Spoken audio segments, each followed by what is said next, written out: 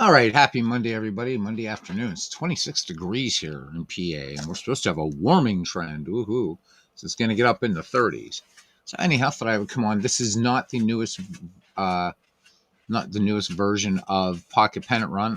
Hopefully that'll be out sometime this week. I don't know. Maybe Paul Fay will pop in here and give us the good word. But watched his latest video on his Baseball HQ and the way you that's really such a powerful program. And I think, and I'm sure Paul will correct me if I'm wrong, but I think that's going to be included in the next edition of Pocket Pennant Run.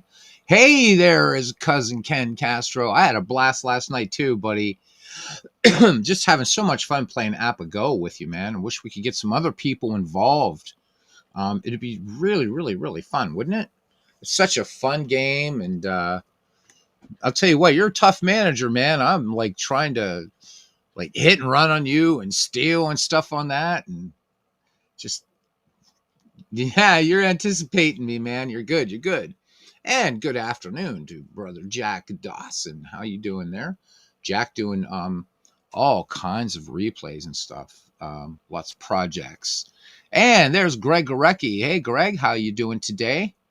So yeah, I was hoping that I guess Paul is beta testing the new version. So what's really really cool about the that I saw with the new version, I'm gonna have to keep moving this over here. I'm sorry. So when you add a team now, and I wish I could get this to just stay over there where I am. So if we do like add a team from team database, go and all that kind of stuff. Let's just do yeah, like 1980. I mean, I'm not going to add the team, but let's just say the Philadelphia Phillies. What will be really cool? I think we did this. Did we did it? I think we did it. Didn't say it was added. Oh yeah, yeah, yep. Team was successfully added. I got to remember to move all this. Sorry, I got to move all these over, guys. I'm just do it that way. And let's load them because I don't think that's going to happen here yet. But what just and again, there's some pretty good updates with this. And then load them. Oh yeah, it does. Okay, so it throws in the logos and stuff like that. But there's a lot of really really cool things that's going to be with this. And again, that Baseball HQ, I really think Paul was showing how you can use it with Pocket Pennant Run, how you can use it with a lot of other programs. Obviously, he was you're going to be able to change ratings, which is really cool. So he was showing last night, just or on this video he did last night, how you can, let's say you have History Maker Baseball, so you'll be able to change ratings right in Baseball HQ to conform with History Maker Baseball. It's really meant to work with multi-engine. I'm still convinced, however, that the best use of Baseball HQ is not going to be with purely digital baseball sims like Out of the Park Baseball and Action PC, because they already do keep extensive record keeping and all that. Although for Action PC, the schedule generator in Paul's app just beats Action PC hands down, unless Dave Cook's new release, which we hope is coming out in a couple weeks. No official word on that. The schedule's always been a problem to create a schedule in that thing. The easiest schedule creator when you have to make them from scratch is actually Appa PC Baseball.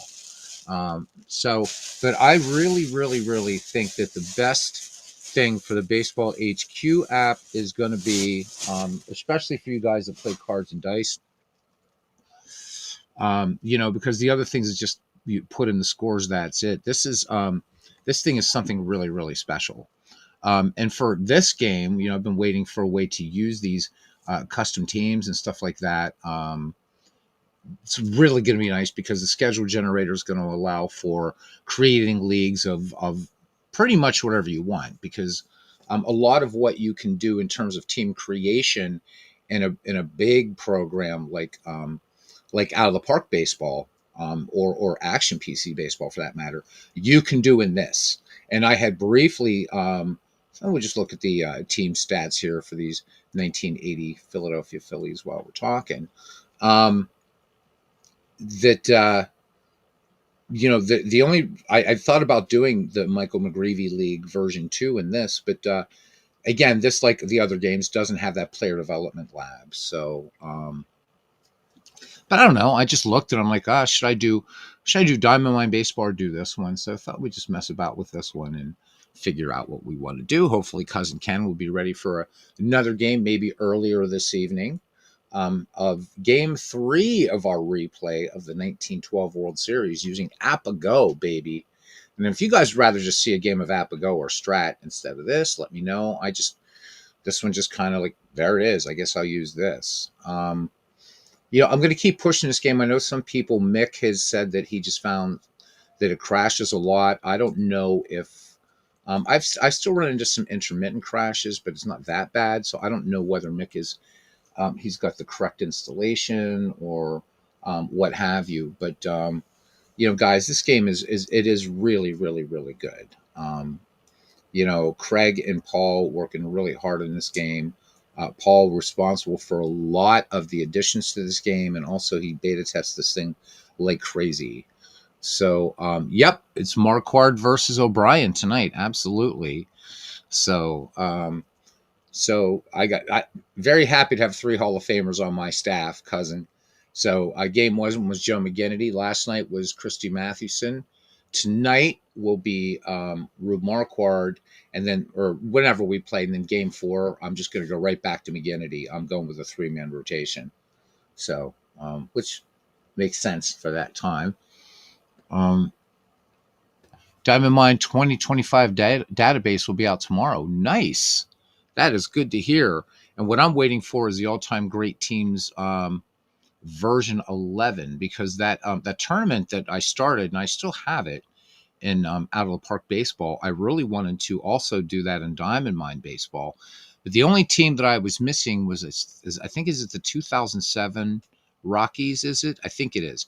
And I wasn't going to buy that whole season just for the Colorado Rockies. So I'm hoping, in fact, they seem to be the only franchise not represented at all in that the all-time great teams sets, which Diamond Mine have done 10 of them. Diamond Mine's such a great, great game. It really, really is. I think as this one develops, we're going to see fielding ratings next year in this game, and that's going to really, really elevate things.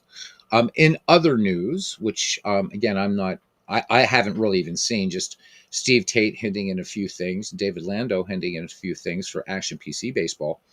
So Steve dropped 2 magic words: manual input. So I'm not sure what that means for Action PC Baseball, but if it means what I think it means, cards and dice players might want to take notice. Because, again, we have that ongoing debate here in the community about the open engine, closed engine, which I don't buy. I would say maybe a hidden engine versus a transparent engine, right? Because one is rolling dice, the other one is doing algorithms and all kinds of crazy stuff in the background. But manual input, that's all I know. And I know that we have manual input in Digital Diamond Baseball. So great to see Dave Cook knock it out on that. David Lando said that he's just seen one beta, but apparently the chalkboard looking better, which that even, Dave Cook has said in past years that that's something that they want to just keep improving. So that's good. And apparently there's something else that neither Steve nor David told me. I guess there's something like really big. So I don't know what's going on, man. Tape Saturator, where have you been? Where have you been, man? I don't remember the last time I've seen you in here. Welcome back, buddy. Good to see you. Good to see you. He's Action PC Basketball and Hockey already got manual input, I believe. I'm curious what that means. Like, can you like roll dice now and what have you? Man, H Field, you know what? I wish I had Mondays is my day off from work, but I should start doing more of these Monday broadcasts because people just come in. I love it. H Field 7, he says, sorry I missed the draft. You had 10 straight days of 12-hour shifts in the middle of a busy time of your work and sucky time to be salary getting no OT money. Oh, man, I feel you. When I worked at Penn State, I was salary. And it just is what it is, man. I get you. There's still room for another team if you want. I mean, obviously the all the Hall of Famers are taking everything, but I was poking around in I don't know what game it was last night, and I'm like, man, and yeah, I was messing around in Diamond Mine, and I'm like, there's still a lot of really superb players um, from the time period that we're drafting that haven't been taken. So, but yeah, I get it. Bad time here. Hey, Philip, he says, when should you expect your Christmas present? Um, yeah, the what did they used to say, Philip? The check's in the mail, buddy. It's there. So look, I have Pocket Pennant run up here, but if you guys are, we should do another a game here. That's fine. Again, this is not the newest version. I'm hoping that the newest version will be out next weekend. But yeah, so it's like Digital Diamond Baseball. You can play any board game and enter results, plus keep the stats on Action PC. Oh my God, are you serious? That is super, super cool. So look out, man. Everybody is upping the ante. Everybody is up in the ante. You know what? And I think it has a lot to do with this game and Digital Diamond Baseball. So that's a big kind of great step for Action PC Baseball. So imagine that, man. So any board game, and you can use Action PC as your board game companion and let Action PC even play out your other games if you want. Holy shit. With Paul Fay's Baseball HQ coming out, this one getting another update. Digital Diamond next year is going to be adding full integration of Sports Illustrated Baseball and also Status Pro. Man, this is like the greatest time to be doing baseball sims. It really, really is. Yeah, early Reds versus okay, will work. 1860, 1927 war. Oh, let me get to work on that for you, Philip. Hey, Dwayne Martz, how you doing? Dwayne Martz got the day off here, I guess. Boy, that is huge news, man. That is huge news about Action PC Baseball. You know what? If that helps bring some people in, I know there's been a lot of purely cards and dice players that have adopted Digital Diamond Baseball because of the dice rolling component, board game companion. And let's face it, Action PC Baseball has been around almost as long as Out of the Park Baseball. So, Dave Cook, way to go, man. And for those of us who maybe don't have the real estate to roll out dice or anything like that, geez, I could do something like, an Apago or what have you, and keep those stats in there. And it'd be really fun, you guys. Actually, it makes me think of an Impossible Beatles Eternally project. Wouldn't it be fun to then take these games, pick a season or create something or whatever? So in Pocket Pennant Run, Digital Diamond, Action PC, right? And do your sort of own entry and kind of compare how all those things work, and adding in Paul Fay's Baseball HQ app would be really cool as Dwayne Martz pops in here yet. Let me see. What else do we got here? Truth Hearts Wilkie with us, man. Thank you for coming in. So Buddy Hfield says, just picked up Pocket Pennant Run cards and dice, waiting on it to ship. Pretty excited to play out some classic. So you do know that right now you already have access to the software. You do know that, right? If you don't, you do. So you just go to the site, and you click on software. It'll take you to a shared drive, and you just put in the password that you should have gotten in the email. If you haven't gotten it, just reach out to Craig. But then you don't even have to wait. You can already play Pocket Pennant Run Baseball, at least this way too. You get, one thing you're gonna love, if you picked up the physical version, is the card stock. The card stock is incredible, and it would be really, really nice if Craig and Matt would decide to work with GameCrafter, where people could order seasons. That's some more income for them as well. And I guarantee you guys, it's the best card stock you're ever going to find in a cards and dice baseball game. It's incredible. Again, sorry, you guys will get sick of hearing this. As a sleight of hand artist, the card stock in the Pocket Pennant Run physical game is so good that I'm actually trying. I'm thinking of some sort of magic effect that I can do with those cards. They're that the card stock's that good. It looks like they were from Cardamundi, or back when US Playing Card was really good, or like maybe their top brand still, like Tally Ho and B. They're really, really that good. In fact, I think they're more like Cardamundi. I don't know who does their card stock. I have no idea, but it's brilliant. So Craig, Matt, I think Matt's off developing something else. So just this more to Craig, I guess. Um, you should really think about. There's some people that just they'll buy seasons, and if the card stock is good, this card stock is as good as I hear. I hear people telling me that Strat's card stock is awful. It's cheap. It's everything. These cards have what we magicians, they have good snap to them. They have a good snap, a good feel, good handle, whatever you want to call it. They're incredible cards. Incredible cards. So something to think about. And they're pretty looking too. Nice fonts, the whole thing. But yeah, so H-Field, you already have access to the baseball game here that I'm showing that has the largest database of any, it's larger than Out of the Park Baseball.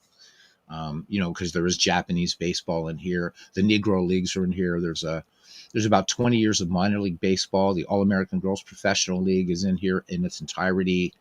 It's just a huge database. So everybody's hanging out here. We could do some Strat Max, Apago. We could do this. We could do Diamond Mind. So I'm naming just those 4 games because I don't feel like putting on my headphones to do a game like Action PC or Out of the Park. We set up the league structure last night for Michael T. McGreevy League. Next would be roster import. So moving along pretty well here.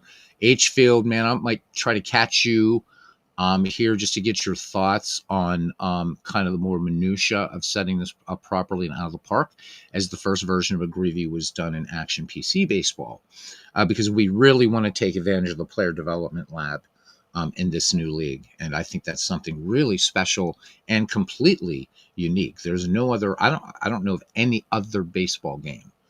Although I guess somebody said something about fall class. I don't know. One of them had some sort of development thing, but I really think Out of the Park Baseball has the deepest model for it. So we'll let the chat decide what you'd like to do. You're going to be able to also with the new version of Pocket Pennant Run that will come with Paul Fay's Baseball HQ app. You're going to be able to export the stats right into Baseball HQ, structure your leagues. So again, this is going to be really, really helpful if you want to do something at like an all-time greats league. You want to do your own draft league. You want to just create all the teams that you can possibly create. You can do that. So really, really excited about all the baseball coming up, man. It's the Action PC manual input really, really, really has me intrigued. And if it works the way Digital Diamond does, and the way this does, so to be board game agnostic, that is going to be huge. That's going to be huge. Look, I love cards and dice as much as the next guy. One of the reasons, though, I don't play is I literally just don't have the real estate where I'm staying right now.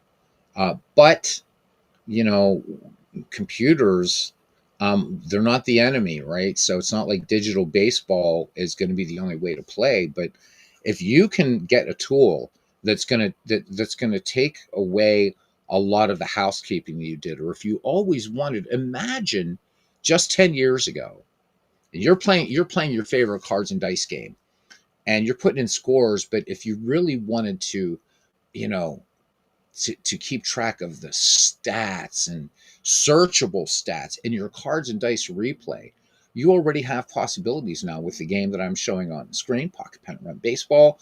You have that with Digital Diamond. Apparently, we're going to have that with Action PC. I know a lot of guys have been using, for a long time, they've been using Strat PC to do their housekeeping or whatever and tracking. And I think that if anything, I think that's going to enrich cards and dice replays. Can rolls like 700 games a year. which to me is just awesome. But could you imagine being able to just keep track of all that stuff? That is awesome. Truth or Swokie said, "Have I ever seen Ron score sheets? I have seen those. Good stuff. It is good stuff. Yes, I have seen it. So, everybody competing in a very niche market, but look at the product. Uh, Ken says he's working on it. So he's working on it. Okay, we'll give him that. We'll give him that. He's working on it. So that's good. So yeah, I'm really excited. I'm really excited because I do, right now, one of the reasons I do have Apago and Stratton Axe is just a way for me to play those two wonderful classic games. But to be realistic, I just don't have the room with all my books, musical instruments. I'm staying in a pretty small room. All the magic stuff I have here, all that. I literally don't have room to set up a game. And, or like Status Pro, which has a big footprint. So I'm pretty chuffed that Status Pro Baseball is going to be fully in the next version of Digital Diamond Baseball. So Dwayne is keeping pace. Trust me. Oh, I know he is. I know he is. So what game should we do this afternoon, guys? What you tell me? What game? What teams? What should we do? And we'll do it. We'll just have some fun here. I got a little bit of time. So do I have Action PC? I have everything for Action PC Baseball, my friend. Got everything. So and yeah, I love the game. I love Action PC Baseball. Truly do. Out of the Park is my favorite game, but Action PC is a close second. David Lando, how you doing, man? This is my guy Dwayne M. is the Richard Petty of Cards and Dice Baseball. I agree with that. Ken Castro says, I had 3 chores to do today. So far, I've done 0 of the 3, but you did roll 3 games. That counts. It counts more. It counts more. In fact, that should be your honeydew list, I think. I think Mrs. Ken should say, my darling dearest, cara mia, I need you to roll at least 5 games today. Greg Recky says, isn't that 3? No, 3, sir, 3. Okay, so let's channel our Monty Python now. It's like the holy hand grenade of Antioch, right? Ken, I'm proud of you, man. I am proud of you. Getting 3 games in already? Dude, I've been up since, I don't know, 9 o'clock, and I haven't even gotten 1 game done. And let's face it, digital games are a lot easier. But yeah, I think she should look at you with those lovely eyes, cara mia, huh? And there you are, dutifully following that honeydew list. Yeah, I think so. I think that's the secret to a good marriage is baseball simming. It really is. Um, Gotta be. It's gotta be. You're just playing baseball sims, and then the missus is like, I'm going shopping, darling. Yeah, right. I'm checking this chart, honey. Go. So they're fun. They're happy. They can spend money while you're checking rare play charts. It's a good thing. You don't need marriage counselors. You need baseball sims. That's it. So 6:30 in the morning for you, Greg. I'm used to getting in at 6:30, not getting up at 6:30. Good God. God bless you, man. God bless you, though. Action PC, Hfield says, really grew in him last year. First, kept looking at what it didn't do that Out of the Park did. It wasn't such a great approach. It does a lot of things really well. It does. Greg did a few games this morning, too. Excellent. Yeah, there. I've always looked at it this way, that I can't pick one desert island baseball game. I have to pick 2. It is what it is. And I think that if you had Out of the Park Baseball and Action PC Baseball, and that's all you had, that's all you would really need. Between those 2, they complement one another really, really, really well. Will Out of the Park ever develop or institute in manual input? I don't think they would, and I don't think they need to. What I expect them to do is to actually take the next step and pick up where Baseball for Windows left off and add a broadcaster. And if it's got to be AI, that's fine, because MLB The Show can't even touch Baseball for Windows in terms of broadcasting. And the best text play-by-play in our baseball simulations happens to be Diamond Mine Baseball and Appa PC Baseball for Windows, two old time. And MLB The Show, you play 3 games, you've heard everything those guys have to say. And been playing baseball for Windows since 1995, and I still have yet to hear everything that Ernie Harwell says. I've been playing Diamond Mine Baseball for about 5 years, 4 or 5 years now. I'm still reading play-by-play I've never seen before. So that's where I think Out of the Park is going to go. And you know what? Out of the Park baseball, although its depth, its complexity scares a lot of people off. It's the logical step, I think, for people who are getting tired of kind of just playing Twitch baseball. And let's face it, Out of the Park baseball is a beautiful looking game. And if it wants to disguise itself as like, okay, I'm done playing Super Mega Baseball or I'm done playing MLB The Show, unless you're Legend Sports Universe, I want something with more depth. Out of the Park is that's the obvious entry, I think, and that's good. Let me see. Dwayne knows this. When I must take her shopping, I started to bring cards and dice games with him to play in the car. Now she can stay as long as she likes. See, that is the secret to a good marriage. Absolutely, man. Jack says, "What are my thoughts on Jeff Kent going into the Hall of Fame?" He is deserving. I'm very happy. Congratulations to Jeff Kent. He's definitely deserving of that honor. Really is. Tape Saturator says, Beatles, have you been following the football?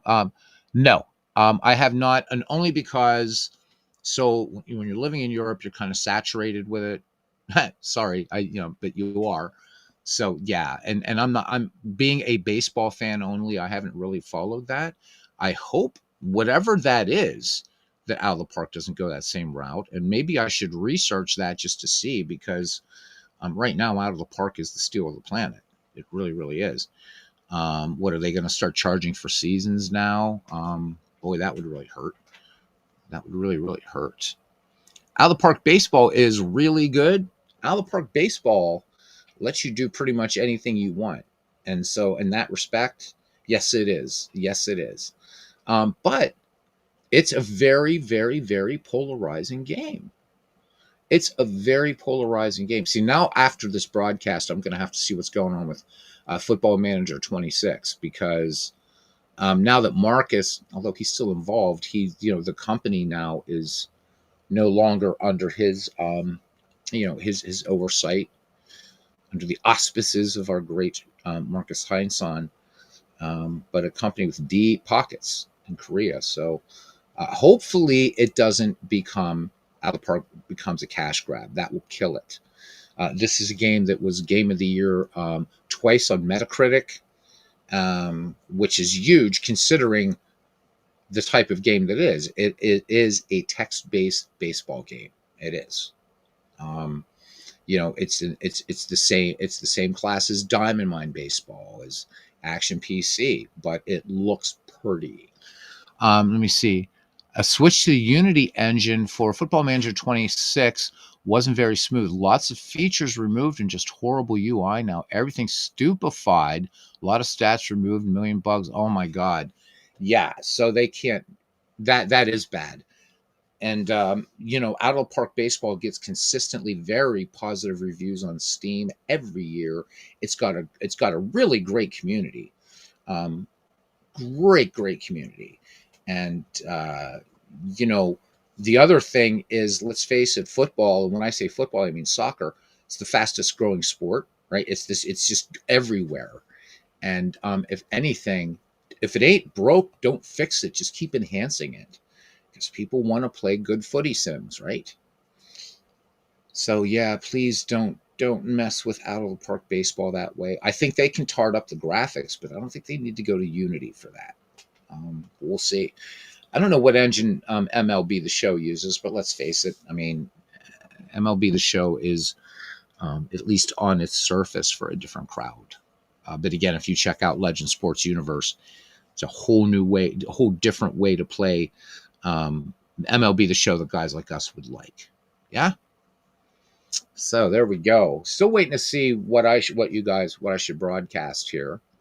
Again, we can I don't want to really do full count baseball yet. It is updated. I should tell you that, which is really, really nice. And now you can have in full count baseball.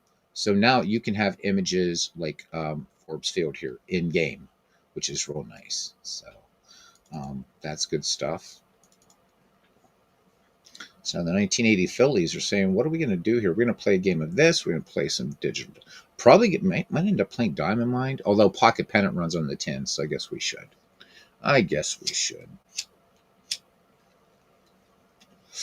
All right. So again, let's close out of here. So for anybody that's bought this game, you have access to this amazing piece of software, which serves as it does all kinds of things. It's a board game companion. It is also the game. It's also Pocket Pennant Run Baseball. This thing will allow you to just print cards, do what you want. You want to just even make score sheets for your own cards and dice game. You can do it. It's pretty crazy what it can do, and it's come a long way, baby. It's come a long way, baby. All right, let's play a game from history. We're just going to have to pick a random game here. I guess we'll just go with this. And let's do a pick and print. And hopefully, I know it doesn't like having its windows dragged around, but it is what it is. Let's pick a random year, date from history, whatever. 2010. Nah, I'm not feeling 2010. Let's pick another year. 1971. Let's do 1971. And let's have the Pittsburgh Pirates. Let's do, we rarely do Pirates games on here. So let's do the Pirates and the Expos. So this game was on 4 September 1971, and the Pirates won this one 7-6.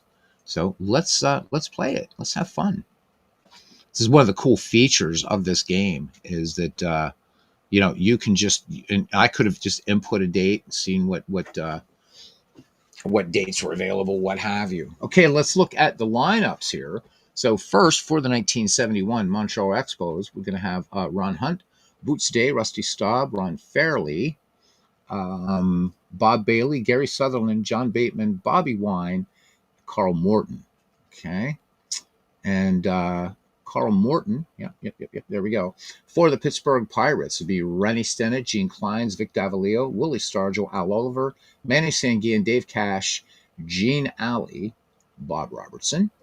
And our pitcher is going to be, of course, Bob Johnson. There we go. So this was right after your 12th birthday, Greg. Cool. Okay. So let's do this. Let's play some baseball in 1971. Again, this is 4th September 1971. Expos versus the Pirates, and the Pirates won this game 7-6. Okay, let's bring it across here. We're going to play advanced fielding, and boom, and bring it over. So game is looking really, really nice. Playing really well.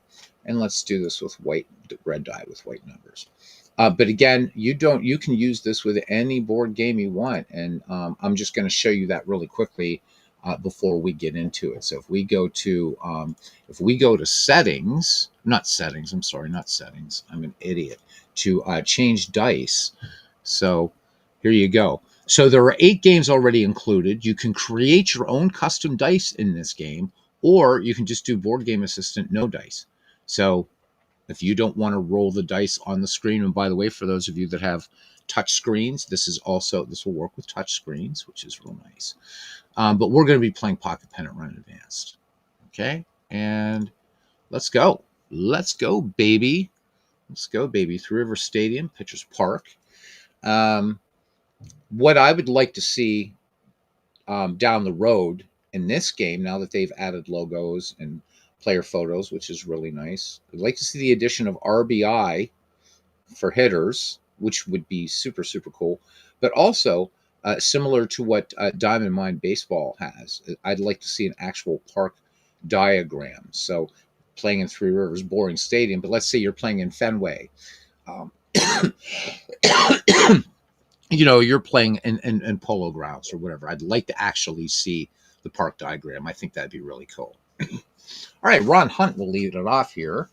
Ron Hunt in 1971 had a 279 average with 5 home runs. All right, Bob Johnson on the mound. Bob Johnson that year was 9-10 for the world champion Pittsburgh Pirates. An ERA of 3.43, struck out 101 batters and walked 55. We are ready to go here at Three Rivers, and here is the pitch. And this one is going to be just tapped out to Rennie Stennett.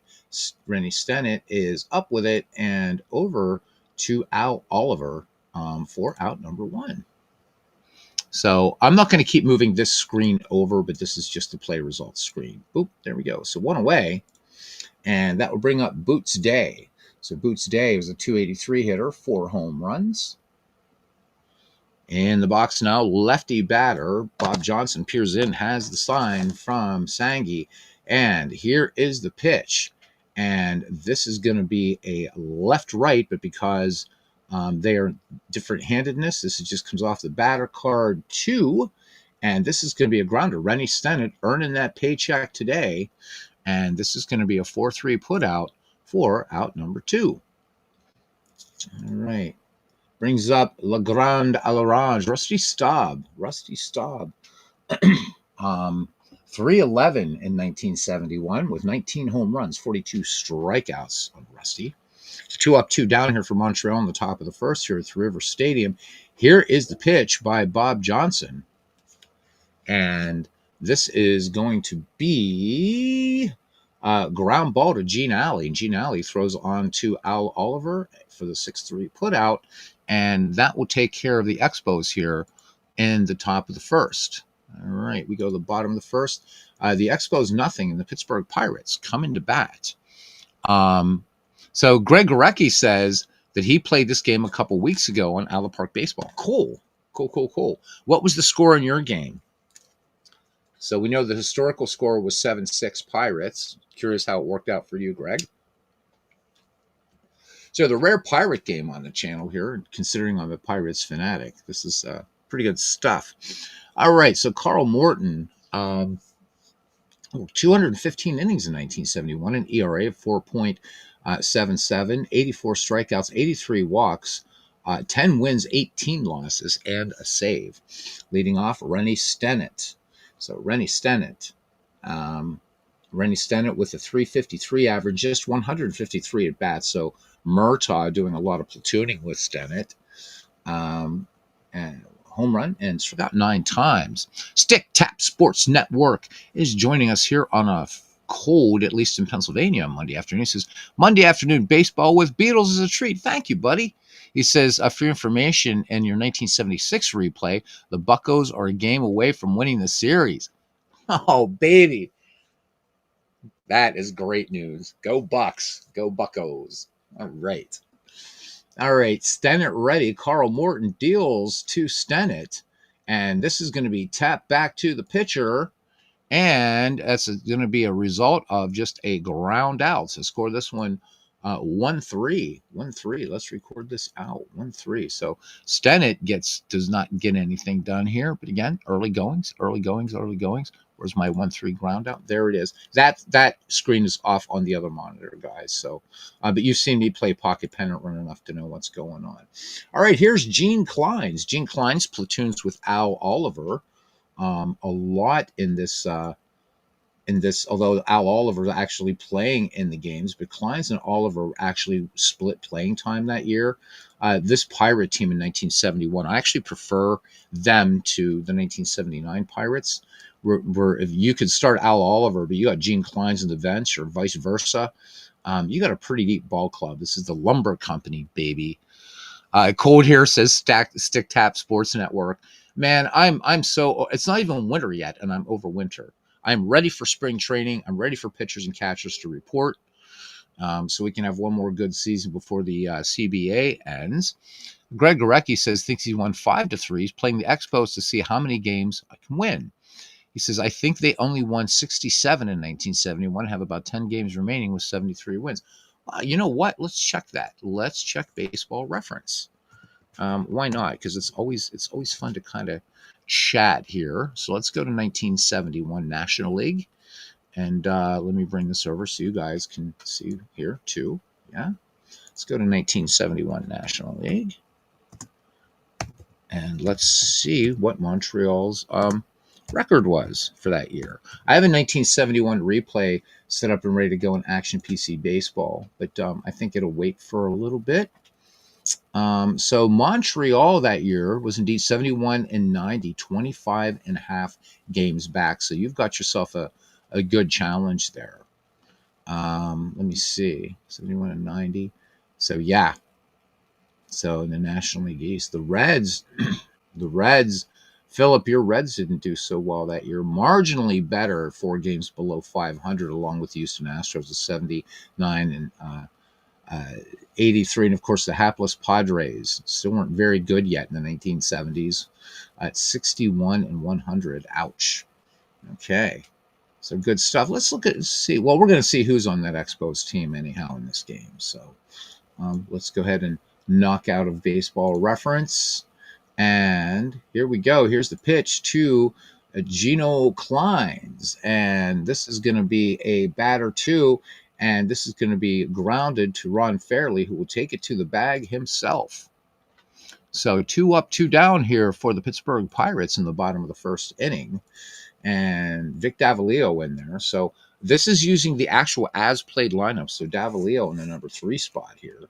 Davalillo with pretty decent speed. Pretty good contact hitter. 285 average in 1971 for the Pirates. Knocked one out of the park, actually. All right, here's the pitch from Carl Morton. And this is a batter 12. This is a park check 5. So we go here and a 2-out ground rule double. Actually, no, I'm sorry. This is a pitcher's park. And this is a park check. I'm sorry to say. So, no, it is not a ground rule double. It is a single for Vic Davalillo. So we got all excited there thinking we're going to have a double, but it was just a single, but we'll take it.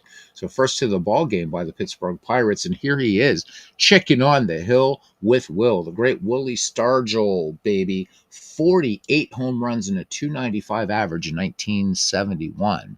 Greg says, I have surpassed their wins. Yeah, man, that is awesome. Montreal, the team that gets screwed, especially in 1994. But in 1981, they were doing pretty well, too, until the work stoppage in the middle of the season. MV, did you catch any of the broadcasts last night? So let me clear something up for you really quickly, and then we'll get back to this game. I saw that you picked Benny Kauff for 1917, and apparently you had told somebody that your reasoning was because the Federal League is treated as a minor league in out-of-the-park baseball. It doesn't matter. So I explained why it's treated that way. It's just because of the way Marcus. Okay, so I'm going to tell you right now. So it doesn't matter that it's treated as a minor league. Remember, I'm doing a player import. So it's drawing from that database. So I can bring in Benny Kauff. So if you want Benny Kauff 1914, let me know. I don't know whether you want, if that's the year you want for him or not, but you don't have to pick up 1917. I'm not having to go into out of the park baseball to draw. All I got to do is just Benny Kauff, and then I don't know, whatever year you want. So let me know. Okay. So there you go. Hopefully can clear up some confusion there. The only reason we're not using Negro Leaguers is because in Out of the Park 26, Mike Garland's integrated mod is not there, which has the major league equivalencies, or we could have had Negro League players in there. But yep. So MV, let me know. So Kauff is rated better. Okay, so if you want, however you want to do it, it depends. If you want to go by out of the park ratings, you can leave Benny at 1917. If you want his Federal League years, just let me know whenever, because I'm going to start roster import this week. Greg says, also playing the 1980 Blue Jays. They went 60. Greg likes to take on these challenges. I love that. He says they went 67 and 95. He says thus far he is 69 and 80 with 13 games remaining. You missed your calling, Greg. You missed your calling. So Kauff seemed a little nerfed in 1914. Okay, we'll leave it at 1917, man. That's fine. I have accurate, strict scouting, 100% accurate, turned on for the Michael McGreevy League. So MV always doing his close analysis. But I know somebody had mentioned there about you. I guess you allegedly had stated that because the Federal League is a minor league. Well, so are all the other leagues, but that's just because the game was originally programmed to be National League, American League, and Marcus Heinsohn has said for them to be able to include the Negro leagues as a major league, they are major leagues. They would actually have to rewrite the entire game, and that would just be, you can still draft Negro leaguers and all that kind of stuff, but until the major league equivalencies are in there. And let's give credit where credit's due. Steve Tate is the first person to do that in a digital baseball game, doing it in Action PC Baseball. Did 400 players, I believe. That's pretty significant. So, all right. Anyhow, rabbiting. That's what I'm doing. Hoping Paul Fay stops in here. All right. Back to it. And here's Stargell. 2 out. Vic Davalillo on at first. And here's the pitch to Stargell, and that's going to stay in the park, unfortunately. And this is going to be 3 off the batter's dice, and it's going to be a fly ball. Boots Day will camp under it, and he will make the catch for out number 3.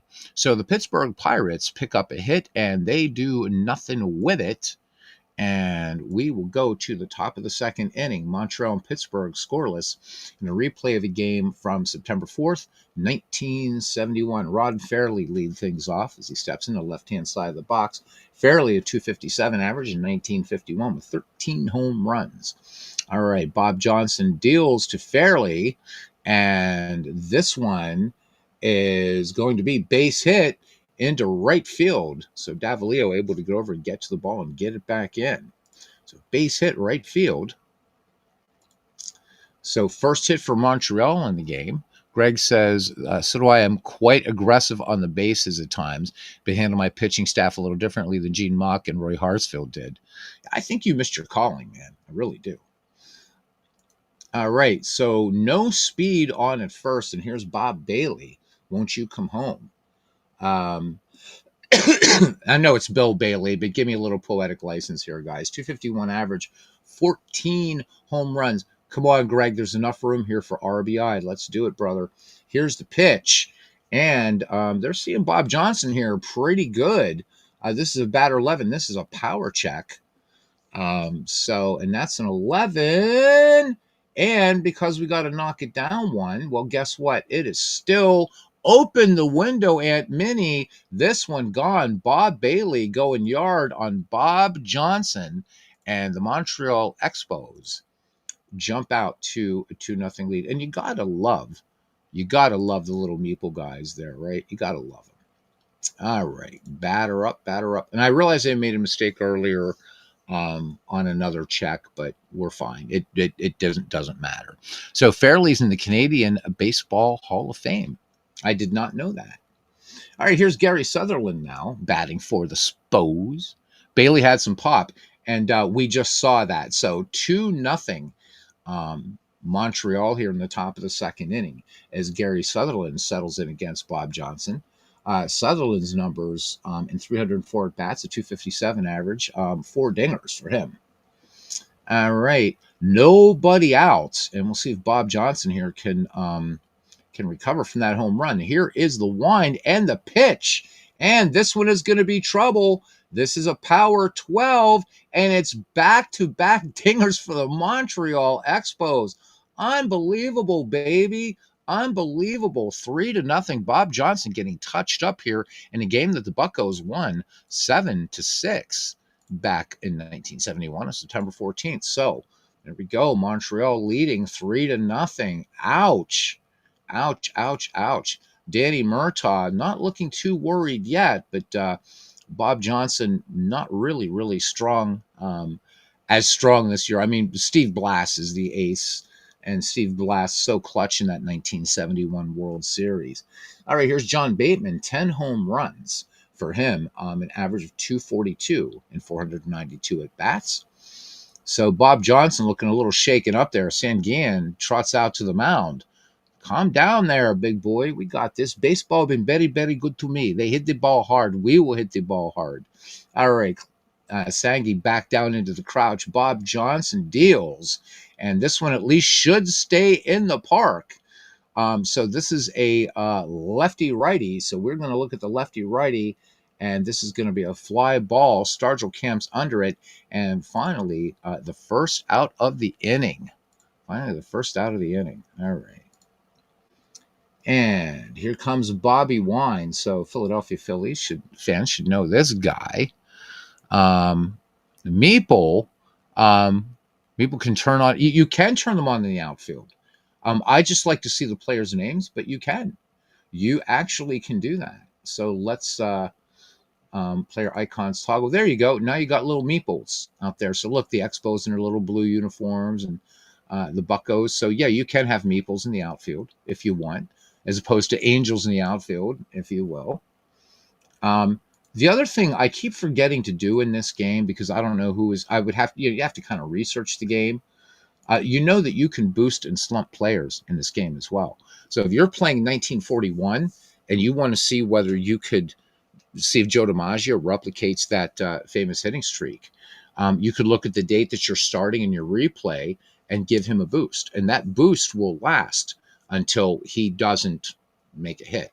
So this is a nice way. And you can also, if you do strict season replays, if a certain player was in a batting slump, thinking about 1925 Babe Ruth, if you're doing the 1925 season, you could slump Ruth. And until he breaks out of that, it will just carry over from game to game to game. So I think that's a really, really cool thing that Pocket Pennant Run Baseball does. Yeah, H Field, man, you are welcome. Greg says he loves Sangi. Absolutely. And for a catcher, he had some wheels, by the way. H Field says, thanks for letting me know I had access. Playing around with this now. Pretty cool. There's so much you can do with it, man. I'm glad you came on.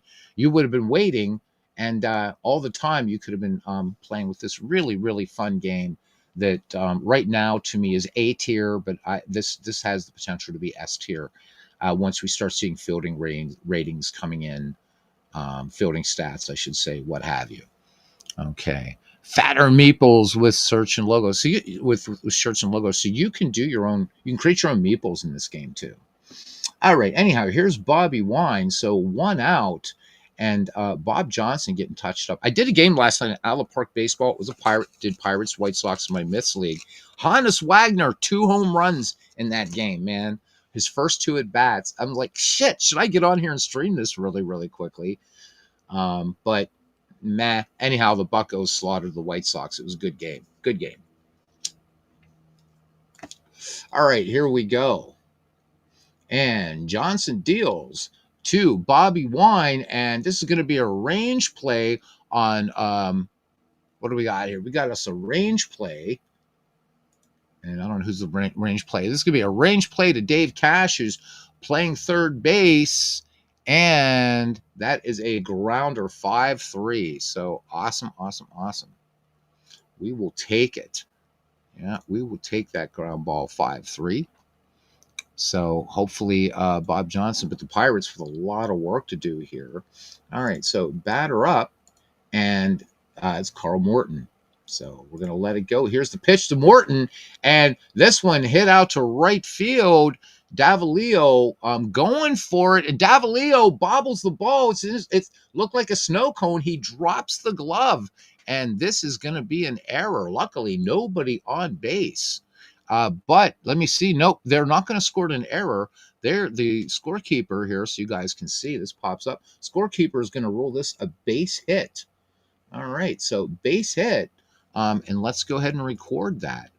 But Bob Johnson just getting smacked around here, baseball fans. All right, let's go back to the top of the order now. And that brings up Ron Hunt. He grounded to second last time up. Carl Morton, no wheels at first.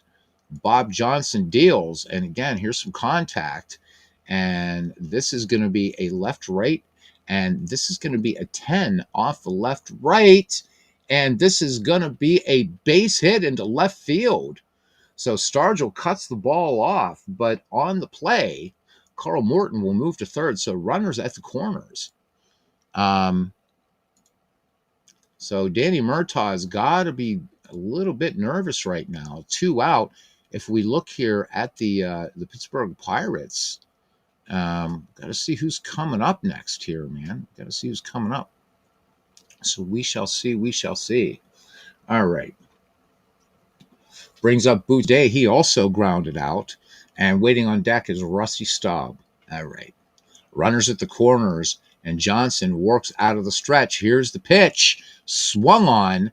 And this one looking like it's hit out towards center field.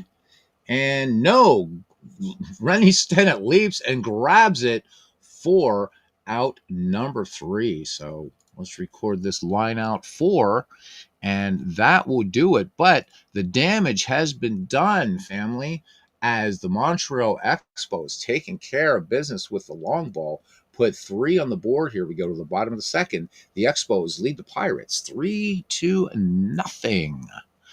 3-0. All right. How good was Joe Cronin? Joe Cronin was really a superb player. In the Hall of Fame, deservedly so. Very, very, very good player. Very good player. We can look at him if you'd like. Yep. Greg Gorecki says Cronin was great. Absolutely.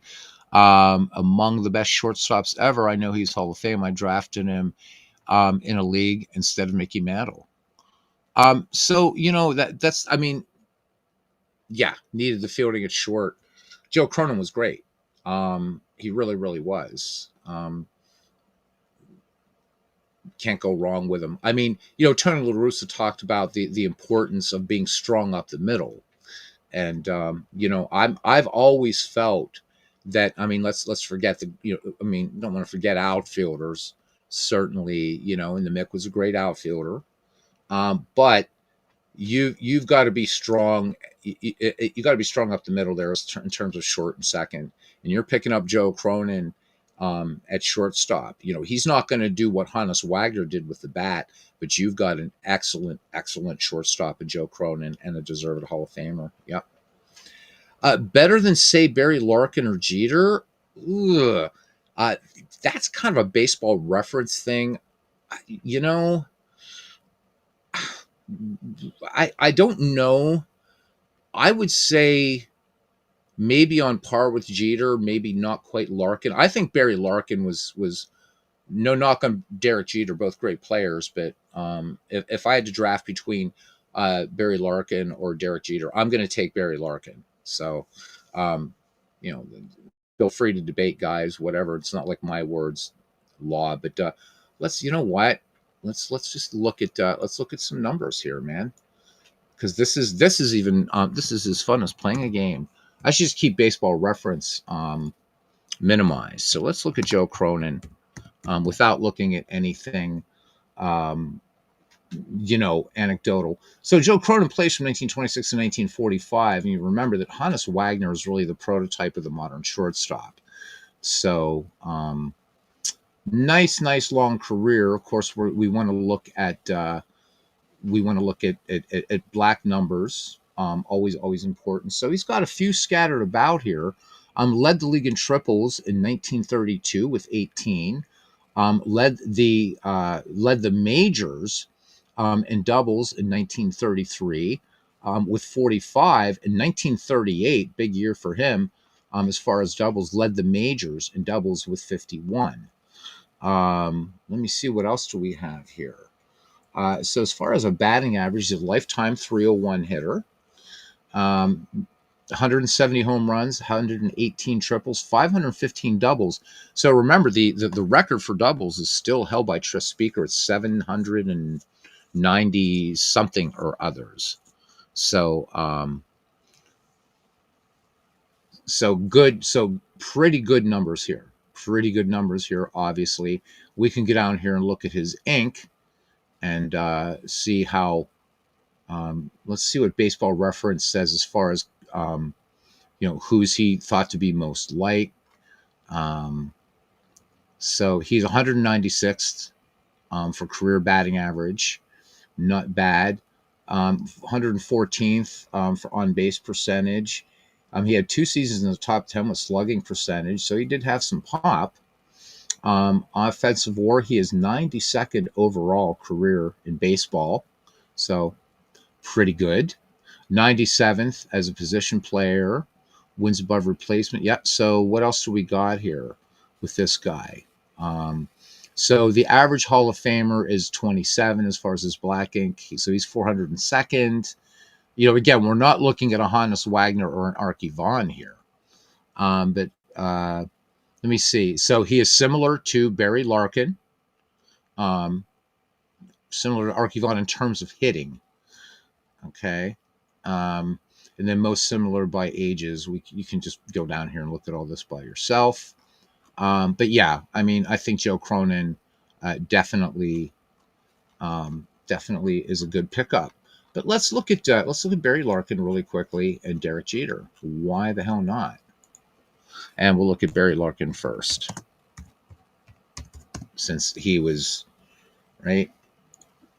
mentioned along with him. So Larkin, again, much like Joe Cronin. In fact, if we look at Larkin, we see 1 year where he has some black ink here. And I keep forgetting to bring up Brave Browser. This is really, I know they got to make their money, but blah. He led the league, the National League in WAR in 1988. Of course, he's many times an all-star. So I mean, we know that about Barry Larkin. But let's look at his career stats here for a minute.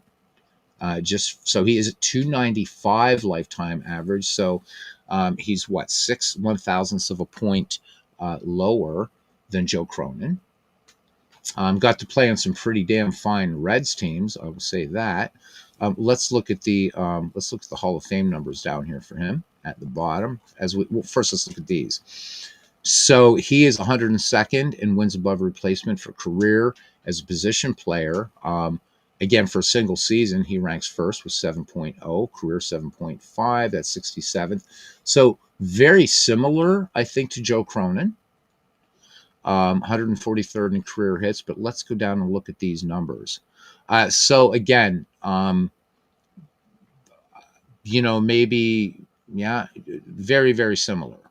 Very similar. So maybe my pick of Larkin is going to be wrong, but I don't know. Something about Larkin as a player, I think I'm going to take him. But let's look at Jeter. We're probably going to see a lot more black here, I think, for Derek Jeter in terms of numbers. It's fun to do these comparisons. So the old Fan Park Encyclopedia let you do these really nice graphs and stuff like that. So let's look at what we got. Well, certainly here, Baseball Reference is going to dispute me. Let's see. So Derek Jeter leads the American League in WAR. Again, I don't know what you guys feel about wins above replacement, but there you go. He led the American League led the majors, I'm sorry, in 1999. 260 home runs, 66 triples. But again, we can't really judge triples back with in Joe Cronin's time, even for that matter.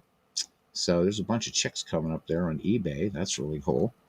Let's look at what we got here. So batting average 310, 358 stolen bases. Good stuff. Let's get out here and look at his numbers. So we go along. Of course, multiple All-Stars. No one's gonna deny, the excellence of for any of these players. So he's -10. In black ink, so 307th. The average Hall of Famer is 27. His gray ink is -145. The average Hall of Famer 144. His batting, good numbers there. Hall of Fame stats. So a 71.3 career WAR. 42.47 year peak WAR. The Jaws, for anybody who cares about that. All these fun sabermetrics, 56.8. So obviously, and there we go. In case you wanted to know anything about, they got this wrong. They got this wrong. They used the German word in Italian for statistics. That's funny. Anyhow, so there you go. So it's been a fan vote for several decades, though. Jimenez would be better suited for shortstop. I think picking up Joe Cronin was a good pick. I really, really do. And you can see here that he's most similar to Joe Cronin in terms of his age. So at age 24, age 25, he and Joe Cronin are very, very similar. Also, he's in some really good company here. Joe Sewell, Travis Jackson, a Hall of Famer that doesn't really get a lot of talk, but this guy was pretty capable. You got Alan Trammell.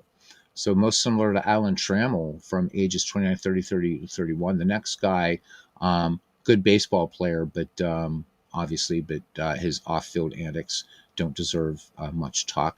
And Craig Biggio. So really, I don't see where you could go wrong anywhere with Joe Cronin at all. All right. I think it's the most press Joe Cronin ever got here. Good stuff. Really not come across Cronin too much. Thanks. And we don't see him much on anybody's channels on here either, because not a lot of people are doing 1930s baseball, 1920s and 1930s baseball, which I still contend were great decades. But there you go. All right, here's Al Oliver. Al Oliver leading things off for the Buccos behind 3-0 here in the bottom of the second inning. Here's the pitch to Oliver. And this one is going to be a batter 11, and this is a power check, and it's a power 5, and this is going to be a double for Al Oliver. So the Pittsburgh Pirates picking up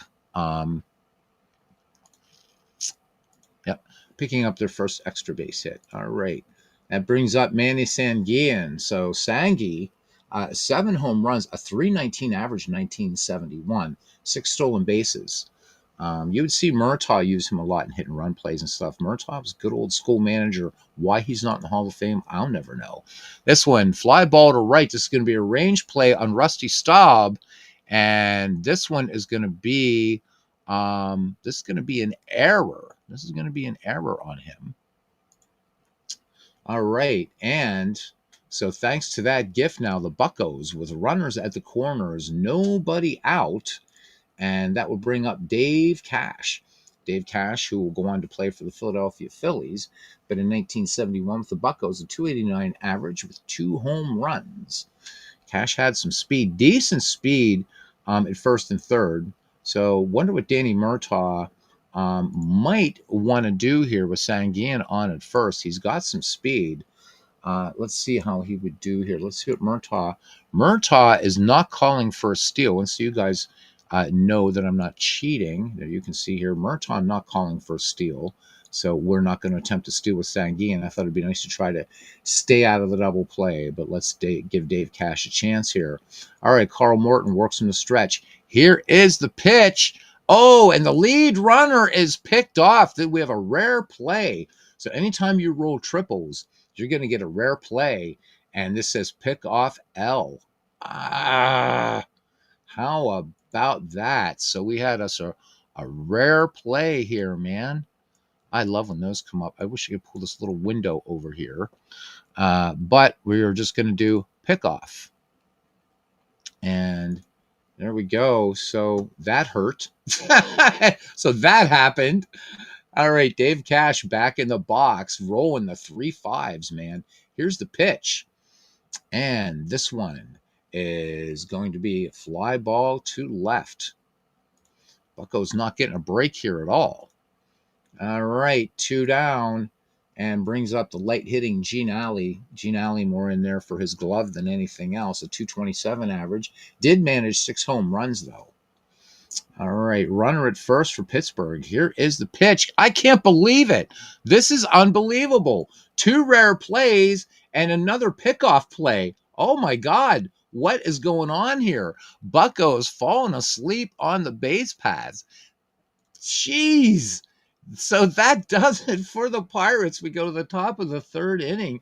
The Pirates have 2 runners picked off. We go to the top of the 3rd inning. The Expos lead the Pirates 3-0 here in 1971. Yikes. Cash also played for 2.5 years in Montreal, says Greg. I love the fact that we get all this great color and baseball knowledge. Cash, good player, good guy with the Bucks. Don't know how we did with Montreal. Kind of lost track with him after he left Pittsburgh. But there we go. All right, Rusty Staub now. Here we are. Rusty Staub is up. And waiting on deck is Ron Fairley. So Staub grounded out to short. And then the next guy caused problems. All right, Bob Johnson. He's going to be good for 1 more run. So this game's rules is at 4 runs. This is the only game I do use the warm-up because I think it does really, really well the way it does warm up, and we will see that happen. I guarantee it. Fly ball, right field, and Vic Davalillo trying to make a play on it, and he does make the catch. Almost a snow cone in his glove, but he makes the catch out there in right field. So Bob Johnson holding his breath there for a little bit. And here we go. Single now for Ron Fairley, his last time up. Here's the wind and the pitch. And this one is going to be a batter one and a grounder to Gene Alley. Score that one 6-3, 2 up, 2 down. But I think a little bit too late for Mr. Johnson. All right. And then Bob Bailey, of course, with the 2-run shot, giving Montreal this early lead. At that time, 2-0. Here is the pitch. And this is going to be off the batter, and this is the batter die, and this is going to be a base hit. Base hit. So Montreal bringing the bats today. They're playing Lumber Company. 6 hits in this game thus far. Played very well in Montreal, says Greg. Did Dave Cash. And, well, what the hell, man? I mean, we do have, let's check out Dave Cash, man. Let's check him out. Let's check him out. It's fun stuff. So let's look at Dave Cash here. So 1969, I didn't realize that Dave Cash started playing in 1969. There we go. Let's bring this over a little bit so everybody else can see. So played for the Bucks until 1973, went to the Cross Commonwealth Phils, played there till 1976, went to Montreal, played there until the end of 79, and then in 1980 he finishes with the San Diego Padres. Some let me see, the black numbers largely in at bats and plate appearances here. Did lead the National League in triples in 1976 when he was with the Philadelphia Phillies. So a little bit of black ink there. A 3-time All-Star while Cash was with the Phillies, so never an All-Star with the Pirates. Let's see what he did with Montreal here. So posted some pretty decent numbers here. In 153 games at 289 in 1977 with the Spos. Pretty good stuff here. So Dave Cash, 120 lifetime steals. Dave Cash did have some speed. Yeah, good stuff. I didn't realize he started in 1969. How about that? The things you learn. The things you learn. So Dave Cash, a Pirate, a Philly, and a Montreal Expo. Bam, bring it back down. Okay, so runner on first, and here is Gary Sutherland. And Gary Sutherland came up and opened the window Aunt Minnie right after. So back-to-back jacks here for the Montreal Expos back in the second inning. Here is the pitch, and this one is going to be a left-right 2, and that's going to be a ground ball to Rennie Stennett, and he will go the short way to Gene Alley to retire the side. So we'll score this a 4-6 put out, and we will advance to the yeah, I've got to do it like this. I have to do it as a manual out. So it is a ground ball, and it is a 4-6. So second base. I'm not showing this on screen, but again, yeah, too short. So blah, blah, blah. There's short and enter play. And there we go. 3 outs. And we go to the bottom of the third inning, and it's 3-0. Stick Tap Sports Mix says Fatter Meeples, also known as Ruthie and Meeples. Good stuff. So 1969, for a short time in Montreal, had Maury Wills as well for a short time. Says, yeah, Maury Wills, hell of a player, huh? Hell of a player, Maury Wills. All right. So Stick Tap, I don't know if you know this, but as you're playing a game in this as well, it keeps a running scorecard for you.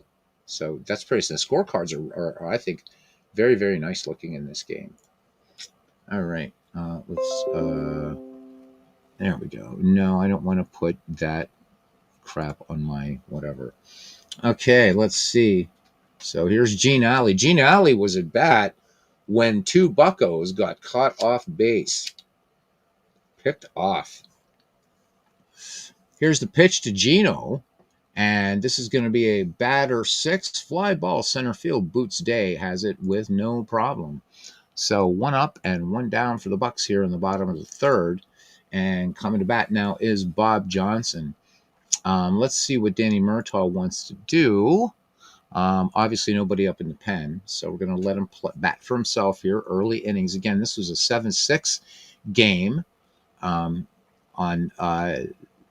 when it was actually played on 14 September 1971. Here's the pitch to Bob Johnson. Bob Johnson making some contact here, but fly ball, and it's going to be Boots Day once again making the grab out there in center field. So 2 down quickly, and we are back at the top of the order for Gene Clines, who tapped it back to Carl Morton, back his last time at bat. And this one swung on, and this will be a left-right 10, and this will be a base hit, 2 outs. So the Pirates getting something going here, hopefully, but not a lot of speed there. And here comes Gene Clines now. Gene Clines, his last time up, grounded out 3 unassisted. Here is the pitch to Gene Clines. And we got us a left-right 2, and this is going to be a grounder to short, and that will retire the side. So the Buccos just not getting her done here. And we will head to the top of the 4th inning. Montreal still leading the Pirates 3-0.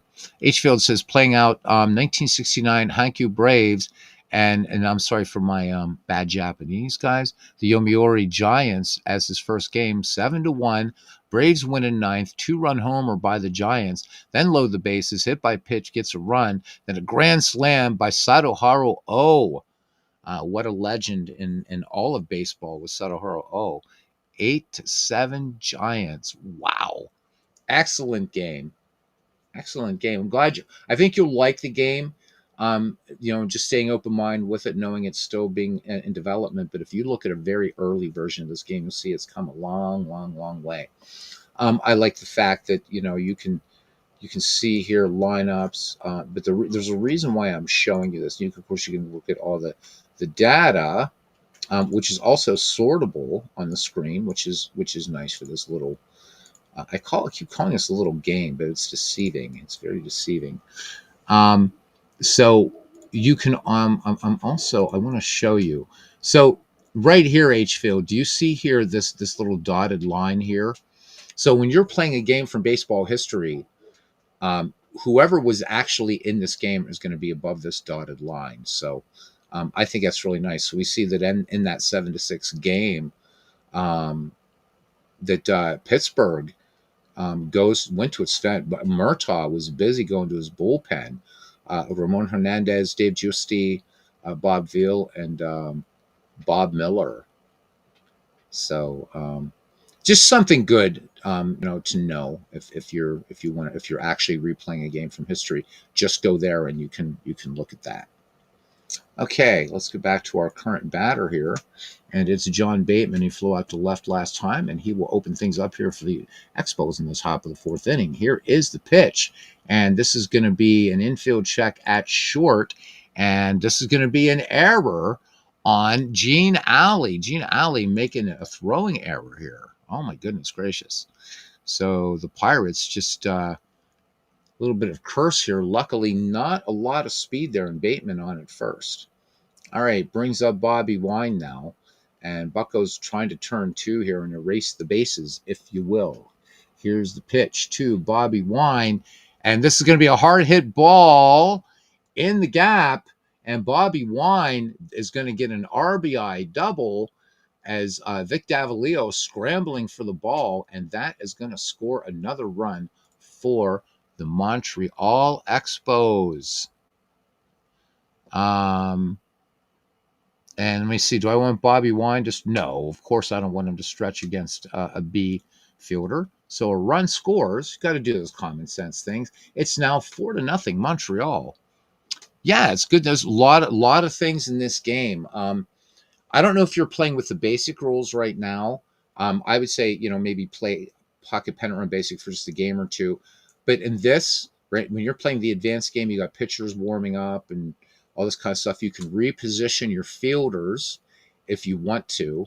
So if I wanted to take the time, I could have repositioned Al Oliver here because you can see the color coding. So Stennett not going to be good at getting the balls going through this way. So Al Oliver will be able to cover a little bit more. Game is split up into zones. So kind of a lot you can do. So you're playing with advanced out of the gate. Good. All right. Excellent. Playing, yeah, I wouldn't go back to playing basic on this. There's just no way. Another thing, H Field, if you're playing a 1920 team, whatever, against a dead ball team, whoever is the home team is how the game will adjust. So if I was playing, say, the 1971 Pirates against the 1917 White Sox, the Pirates will be adjusted, all their cards. So these cards that are coming up here, they will be adjusted to normalize to dead ball.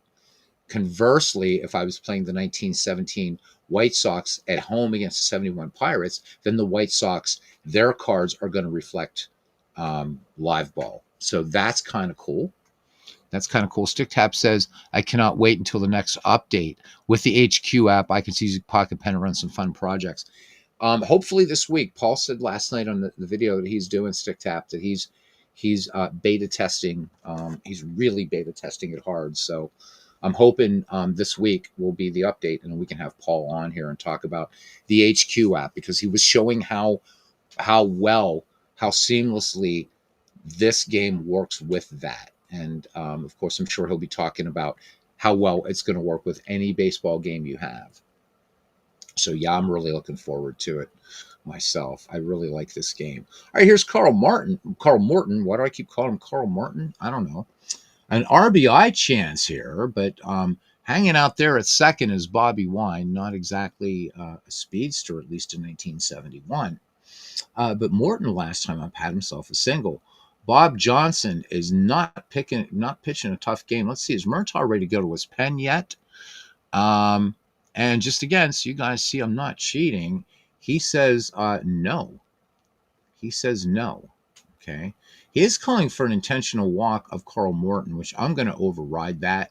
I don't see why you'd want to do that, except maybe to try to turn a quick two. But I'm going to override that part. I usually just go for steals and stuff like that to see what the whether the he's ready to go to the mound. But Murtaugh, I don't know that I want to intentionally walk a pitcher and then swing around to a leadoff hitter. That doesn't make a lot of sense to me. But Craig has said that the sort of the AI in this does need some work, but I do like to at least look and see what the manager wants. Good to know is wondering how the dead ball error is integrated into the PC game. So it has its own database too, which is kind of cool. So, but that's how it's integrated, and it's kind of nice. So when you want to do mixed leagues, it's kind of going to shake things up though. But kind of cool, and it plays all right. The thing is, with dead ball baseball, Stick Tap, what you have to do is the first thing is you can change pitcher fatigue in this game at the beginning. What I do is I just make it a house rule, because dead ball pitchers were, they stayed in and pitched. I give these guys a fatigue of 9, and then if they get roughed up with runs, that's when they're going to get yanked. So you got to definitely make sure to do that. Also, the manager tendencies haven't been set up yet for the 19th century and dead ball managers. So you kind of have to do some of your own kind of house rule baseball common sense type thing for Pocket Pen and Run if you're playing from 1871 to 1919. And I'm guessing that holds true for the Negro Leagues here. I haven't looked, but I don't think that those ratings for those managers have been done either. I think it's been done a lot more has been paid attention to as far as baseball from Major League Baseball from 1920 to today. All right, here's the pitch to Carl Morton, and maybe I should have listened to did what Danny Murtaugh asked. This is going to be a batter 8. Nope, and it's going to be a fly ball. but it's going to be a fly ball and a tag. So let's see what happens here as we do F8T. And let's see, does the runner advance? Indeed, he does. So Bobby Wine will make it to third on the play. I still think, though, that intentionally walking a pitcher is never a good idea unless that pitcher is Shohei Ohtani or Babe Ruth back in the day. Greg Gorecki says Morton could pitch going 18-11 with the 1970 Expos and winning Rookie of the Year. Learning so much more about the Montreal Expos with Greg here. You know, it's so Greg, let me ask you a question because you are a big, I know you're an Expos fan, and you're a Canadian baseball expert here, by the way. So you've been appointed as such, whether you want to or not. Do you feel that had Montreal gotten a new ballpark, that they could have stayed in Montreal? Do you think that they had the fan support that was maybe just a Stade Olympique that was the problem? Or because, I mean, you had so many very good and great players come through the Expos organization that, that 1994 Expos team was just incredible. And they always seem to have tough teams. They just always did. So I'm just curious. Of course, everybody knows they become the Washington Nationals, but if they would have had a new ballpark, because right now Toronto, right, they've got the whole country. They've got the whole country.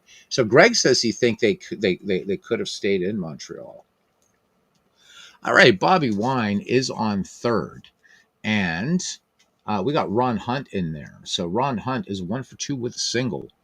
Bob Johnson working from the stretch, and here's the pitch. And so when the lines disappear, we know that this is going to be basically a pitcher one. So this is a control, and it's a strikeout. It's a strikeout. All right, big K there for Bob Johnson, and that will bring up Boots Day. So Boots Day, nothing for 2 in the day. Line to second his last time up. Here's the from the stretch from Bob Johnson. And this one is going to be a range play to Al Oliver at first. And this one is going to be a base hit. And Boots Day has himself an RBI single, according to the scorer. So no error there. All right. So let me see, batter up. And so that you can see what's just happened here now.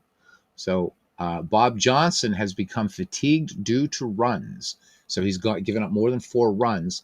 So he's going to be reduced, and you're going to see this happen on his card in real time. So if you're playing the cards and dice game, you got to remember this, but this does it for you. As soon as I click off this, you're going to see these Ks. The top 2 Ks on a die roll of 1 are going to disappear, and that's going to become a control. Okay, so boop, there we go. So, and I like this because now this color coding saying that it might be time to go to the pen. Let's see what Danny Murtaugh says, and he says yes on a relief pitcher. So we are going to go ahead and go to our bullpen, and let me see. I think we're going to bring in Bob Miller to try to soak up some innings here. But I'm not going to, you can change fatigue on your warm-up pitchers, but I'm not going to do that. So we're going to warm up Bob Miller in the pen. Okay. So let's go back to our current pitcher. So you will see that this is going to start counting up. And when this number is green, you'll see like a 3. Then Bob Miller's ready to come into the game. All right. Here's Rusty Staub now. Staub is grounded out and flown out. And crooked numbers for the Expos in this game. 3 in the second and 2 in the fourth. All right, Johnson in trouble now. And here is the pitch. And this one is going to be a little range play out there for Gene Alley at short. And Gene Alley, this is going to be a ground ball, but this is going to be a fielder's choice. So they're not going to get the force play on this. So this is going to be a 6-3 with an asterisk. So let's do that. Boom. Oh, and no, that was the third out. I wasn't even paying attention. So much rabbiting on. So the warm up is still going to be continuing for Pittsburgh. In fact, if we look at the Pirates bullpen, we can see now that Bob Miller's number is up to 2. So, but while the other teams at bat, the game simulates like where he's still maybe, you know, how warm up pitchers start and just toss from the front of the mound and work backward, work backwards. So that's what Bob Miller's working on, and I like that. And a lot of other baseball games that I've played, you have to really watch that pitcher, because if he's throwing too much while your team's at bat, he can become too tired. So I think Pocket Pennant Run does the warm up rule really nicely, and it is the only game I use a warm up rule in of the many that I play. All right, Vic Davalillo leading it off here for the Bucks in the bottom of the fourth inning. Davalillo is 1-for-1, had a single. All right, here we go. Carl Morton deals, and this one is going to be a range play out to third, and up with that is Ron Hunt, and he is going to make the play. So score that one 5-3, one up, one down for the Pittsburgh Pirates. So Carl Morton pitching a hell of a ball game right now, holding the Buccos to 3 hits here. All right. Brings up Willie Stargell, flew out to center his last time up. Few Pittsburgh Pirates faithful here have made it north of the border to Montreal and hoping for a home run here from Willie to get on the board. Here is the pitch, and it's not going to happen this time. Control 9, but Willie Stargell does draw the walk. So doing this for H. Fields. Of course, he's already been playing, so you know that to find walks, they are hits. So Stargell aboard, no threat to steal, and brings up Al Oliver. Al Oliver, some pop, 14 home runs in 1971. So swing of the bat, Buccos trying to get into this game, but running out of time even in the early innings. And this is going to be a control 3, and Al Oliver will go down swinging, baby. Oh, my goodness gracious. So 2 outs for the Pittsburgh Pirates, and it brings up Manny Sanguillen. So last time got aboard thanks to an error on Rusty Staub. Here's the pitch to Sangi, and this one hit out to center field, and this is going to be a range play out there for Boots Day, and he is going to make the catch, and that will retire the side. So the Pittsburgh Pirates kind of just waste a runner, and Bob Miller is ready to come into the game. So there we can see now that he has a 3. He's ready to come in. Bob Johnson's day is done. So when I click on go to bullpen, then select the reliever I want to enter the game. Boom, there we go. And somehow, there we go. Then here's where you can change his fatigue ratings. I'm just going to leave it at 2. I don't want to cheat. And Bob Miller is now in the game. We look at Bob Miller's numbers in 1971 for the Bucks, more 28 innings, an ERA of 1.29, 13 strikeouts, 13 walks, 1 win, 2 losses, 3 saves. Ken Castro says debating to play a game or doing a chore. Game. That was a fast. Let me see. So it took Ken. Let me see. It took him 11 seconds. That's a long time to make that decision, right? So 23 seconds ago he says debating to play a game or doing a chore, and then 12 seconds ago he says game it is. Damn it! There you go. Greg says I was at a game once when he hit one over the scoreboard and into the swimming pool of the hotel behind Parc Jarry. Massive shot. Something to see, man. Those big, majestic bombs, man. All right. Brings up Ron Fairley. So Ron Fairley, 1 for 2 with a single. He grounded short his last time up. Bob Miller has finished his warm-up pitches, and we are ready to go here in the 5th inning. Here is the pitch by Bob Miller, and this one is going to be a strikeout. So Ron Fairley cuts and misses, and that is 1 out. All right. Bob Bailey settling in now, perfect 2 for 2 today, a single and a home run. Bob Miller has the sign from Manny Sanguillen. Here's the pitch, and this one is going to be a strikeout. So back-to-back strikeouts. Bob Miller getting it done, trying to keep these Expos quiet so the Bucks have a chance to get on the board. All right, so quickly 2 outs here in the top of the 5th inning, and that brings up Gary Sutherland. So has a home run and was aboard last time in a fielder's choice. Here's the pitch to Sutherland, and this is going to be a Control die 12, and he gets drilled, hit by pitch. Come on, buckos, what are you doing over here? Um, wow, not cool, man. Not cool at all. Not cool at all. I've got to select this play here. So hit by pitch is also under the hit category.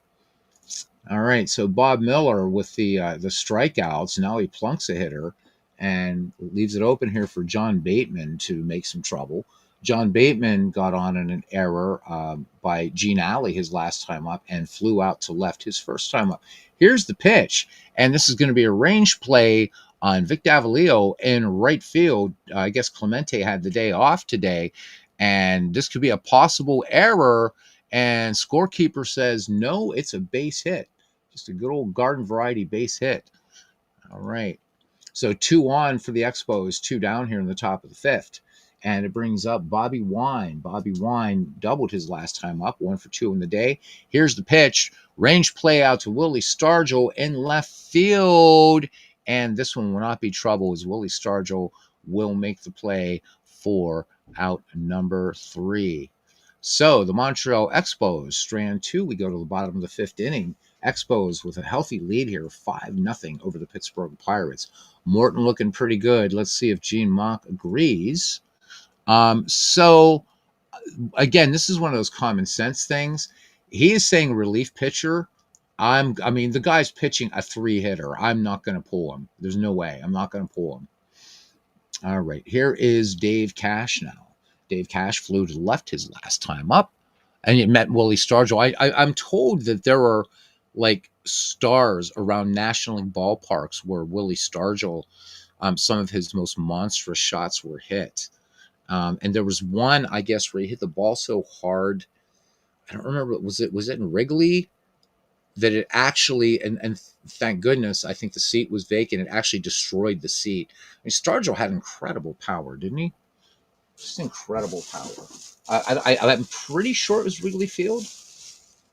So the original launching pad. Greg goes on to say that Bob Gibson hit one off Windows Restaurant at the Dome at 57 years old, and it bounced back on the field. Bob Gibson, man, I love the story. I love his exploits. Just love reading about Bob Gibson. What was in an old timers game that he plunked somebody?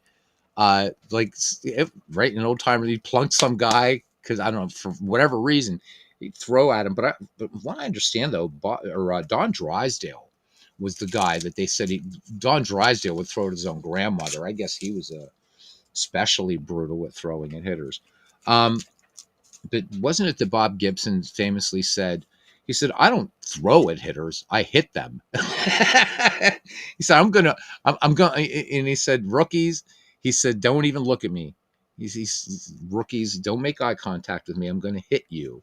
Gibson, man. And you watch that, look at his eyes, man. You look at some of the, you look at those close-ups of Bob Gibson, right? And they'll zoom in his, man, he just looks like he just had murder in his heart, didn't he? Murder in his heart, and then that follow through in his windup where he's falling off the mound toward first. Everybody talks about Randy Johnson, but and again, he was intense. He was intense. But I think Bob Gibson, and well, maybe a little earlier, maybe Lefty Grove.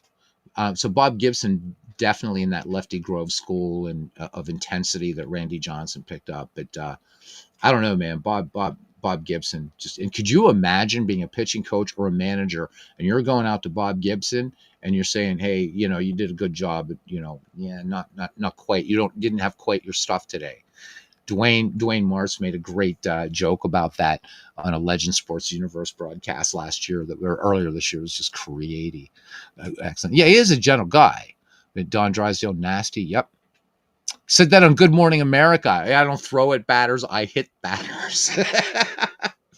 So something that speaking of hitting batters, the Ken Burns documentary got wrong is it said that Walter Johnson was afraid to throw at hitters, and that is not true.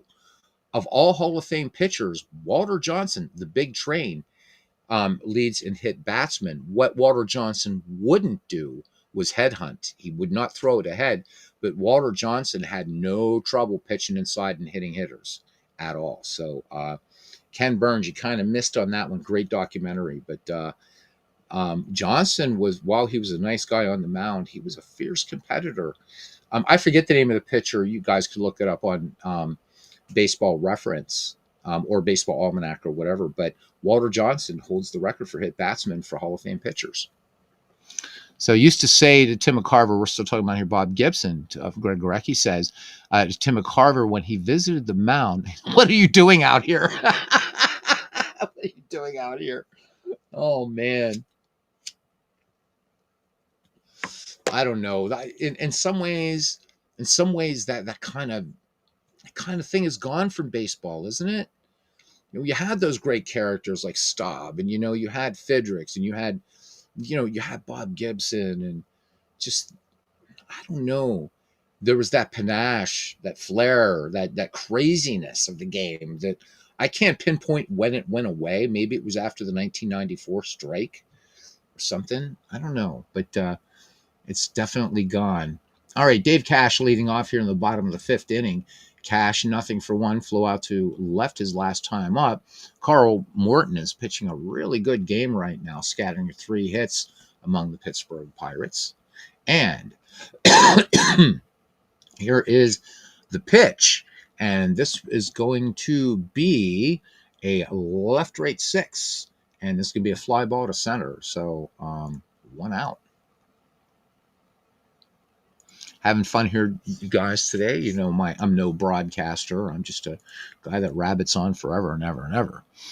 The question on Good Morning America came from David Hartman when he also had Reggie Jackson as a guest. That's a great. There's a I just saw a YouTube video came up today where Sandy Koufax is talking about the most dangerous hitters he ever faced. So I'd like to check that out to see what the left arm of God had to say. I wonder if Bob Gibson ever would answer that question. I can't imagine that I mean, maybe if you would catch Bob Gibson in a sort of private moment, but does anybody know, has Bob Gibson ever mentioned hitters that didn't scare him? Nobody scared Bob Gibson, let's face it. But maybe hitters that Gibson would admit he had trouble with. I'd love to know if anybody knows here in the chat. Appreciate it. All right. And here's Gene Alley now. So Gene Alley not only was an error in this game, but he has flown out. So 0 for 1. And the pitch to Gino. And this one is going to be a left-right 1. And this is just going to be a liner to third. Ron Hunt making a play. A little soft liner there, that's all. So let's do an LO5, and let's continue the ball game, baby. All right. 2 down. Pirates just looking awful. Let's see what Danny Murtaugh wants to do. He's calling for a pinch hitter, but we got to get somebody up in the bullpen. 2 outs, though. I mean, let's go to the bullpen, and let us go ahead and let's try to turn things around a bit. Let's go ahead and bring in Bob Veal. So we're going to go ahead and warm up Bob Veal, and we are going to bring in a pinch hitter for Bob Miller. So let's get rid of him here. So Reggie Jackson said he would never admire a shot against Gibson. He would just start running. So he would, right? Bob Gibson, if you showed him up, you were a dead man next time up. So Mickey Mantle, Mickey Mantle class, got to give Mickey Mantle class. He said, not that he said, what was it? He said, I would never show up a pitcher. He said, I pitied the guy. So he just wouldn't show him up. So could you imagine? I don't even think Mickey Mantle would have tried to show up Bob Gibson. Nobody's going to mess. And Reggie Jackson, not a small dude. And if he's saying that he would never admire a shot against Bob Gibson, and Gibson didn't like that shit where you were trotting around the bases really slowly either. Am I right, Greg? I think he also said that. It's like, you get around the bases, you hit a home run. Okay. All right. Let's go to our bench here. And we need us a pinch hitter, don't we? Let me see. So, boy, lots of folks in this game. This is not the time, I don't think, to bring in Richie Hebner as much as I'd like to. I mean, I got two pretty big bats here. Um, Milt May, pretty good. Let's bring in shit. I don't know, man. Because Hebner and Robertson are pretty good off the bench, but two down here. But I'd like to see one of these guys wind it up and get it going. Let's bring in Richie Hebner to pinch hit for Bob Miller. Boom. There we go. And Richie Hebner is now pinch hitting. So the Gravedigger's son here, 388, or I'm sorry, 271 average, 17 home runs. So Hebner, platoon player in 1971 for the Bucks, 17 home runs for him. So correct. Yeah. So Willie Mays never actually hit a home run against Gibson. Wow. Man, I love this stuff. I realize that we went from 13 viewers down to 7, but this talking baseball is way more fun than playing the game. All right. So Hebner, can he get something started here for the Buccos as Danny Murtaugh goes to the pen? And I forget who we have warming up now. So, I mean, I could look again, but that's all right. Here we go. Here's the pitch to Hebner, and this is going to be a fly ball center field, and it's a possible error. Let's see. No, base hit. So there we go. Danny Murtaugh and I looking like geniuses here. So Richie Hebner with a pinch hit signal, and the Pirates get their 4th hit of the game. All right, let's swing it around to the top of the order. Rennie Stennett 1 for 2 with a single. Bob Veal, thank you, Greg. I didn't know that. So Mays never actually hit one off of Gibson. Wow. Here's the pitch to Stennett, and that's going to take care of the Buccos here. That is a control 4. That's going to be a drop K. And now we got to get now. So this is the only thing that's a little bit weird. So Bob Veal is actually, let me see here. I got to alter the lineup for the Pittsburgh Pirates. As you guys can see, Veal is not actually ready to come in, but I don't have a choice because I went with a pinch hitter. So, let me see here. Let me see. Everybody's favorite thing is, of course, the old double switcheroony. But I mean, you almost have to do it, don't you? Because I like to keep the Hebner bat in there. Davalillo, though, still rated better at third, but these Bucks aren't getting it done, are they? All right. Do I want to? I'm sorry, guys. I'm just trying to think out loud here. Yeah, so Clemente did have the day off that day. It doesn't say I can't bring him in, though, because I just might.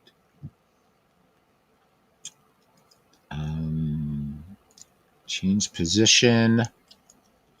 So the way I got to do this is I have to make him a DH, right? And then is when I've got to bring in. So I got to save the lineup. Then it's going to yell at me. Then I got to go to my bullpen, right? And now we go to this, and this is how you do it. So relief pitchers are a little bit squiffy, but there we go. It's going to yell at me.